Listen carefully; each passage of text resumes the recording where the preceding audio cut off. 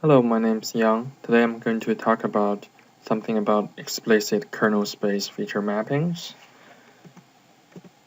So in this short lecture, there will be two parts. First, I'm going to introduce the basic idea about these methods and show you some pros and cons of this method. And then I will show you an example of this method, namely the feature vector for image classifications. So first is what's the idea.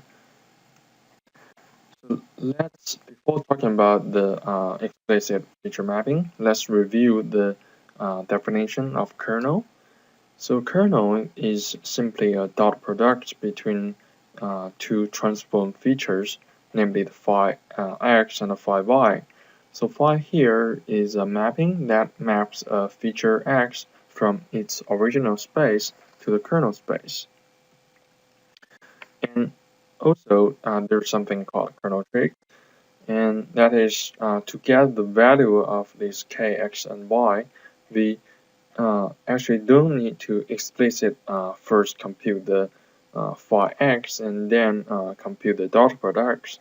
Instead of doing that, we can only manipulate in the original feature space. For example, in RBF kernels, we only need to compute the Euclidean distance between x and y in its original space as opposed to the transformed feature kernel space. So this can greatly reduce a lot of computation time, which is very smart idea.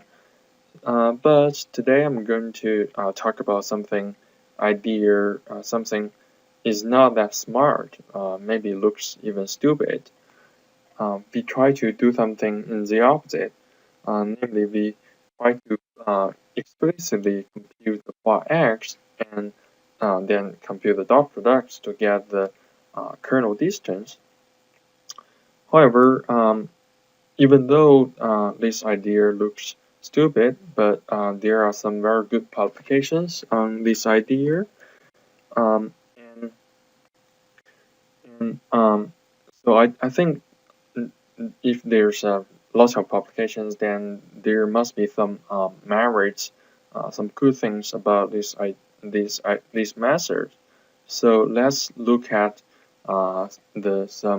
the pros and the cons of this method. So first, let's look at the pros. Um, First, because we can explicitly compute the feature representation in the kernel space, then we only need to train a linear classifier in the classification phrase. So, and it has been proved that training a linear classifier takes much less time than training a kernelized one, so we can have less training time, which is a very good thing. And secondly, we can also have faster prediction time, which is very, very important for many real-time applications. To see the reason, um, we can look at this formula here, namely this one. So this one is the decision function for the SVM classifier, and this K here is the kernel function. That is to get the prediction result of a sample X, we have to compute the kernel distance between this X and all the supervectors. So if there's a lot of supervectors, then it could take a lot of time, which makes the prediction very slow. But if we can know the actual kernel representations of phi x, then we actually can change this kx by the dot products between the phi I and phi x.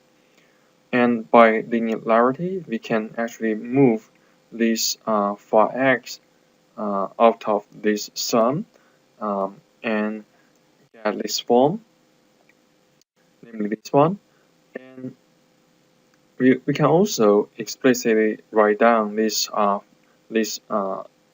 weighted sum by simply a weight vector. So please know that we cannot do that in the kernelized version. But right now, because we can explicitly write down the kernel representations, so we can actually can directly write down the W here. And so in the prediction phrase, we actually only need to compute the dot products between this phi x and this W, which is there is much less computation than the kernelized version. So this is the reason why we have faster prediction time. And also because of this, we know that we can store the model in using much less space because we only need to store the vector and the offset. We used to need to store the all the subvectors. I think these are the pros of these explicit feature mapping methods. Of course, there are some cons. For example, first, because we need to explicitly compute the feature representation, there's additional feature processing time, and also because usually the kernel the representation kernel space is with higher dimensions, so the final representation of feature is also larger dimension. And another problem is sometimes we can only approximate the representations for kernel with infinite dimensions. So for example, the RBF kernel, we cannot get exact representation for RBF kernel. So now let's take a look about a specific example of this method, namely the feature vector. So first, what is feature vector? Suppose we have a probability density function P with parameters lambda. Then one can describe a set of samples X using the following gradient vectors, namely the feature vector.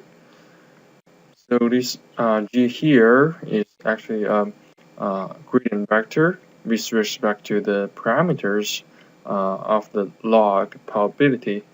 And for example, this PDF could be a Gaussian mixture model with the parameters of like this omega, which is the weight of each cluster, and the mu here is the center of each cluster, and the covariance matrix sigma. And this set of samples could be a set of saved feature points in an image.